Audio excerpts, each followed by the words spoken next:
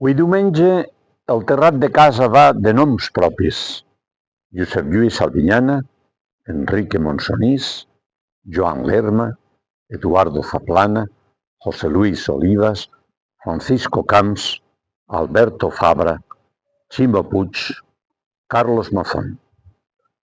De tots ells, sense lloc a dubtes, el més indigne és el darrer ocupant del cadiral gran de la Generalitat, una persona que està disposada a fer el que faça falta per continuar cobrant del pressupost públic 75.000 euros a l'any fins l'hora de jubilar-se, és a dir, durant els pròxims 15 anys.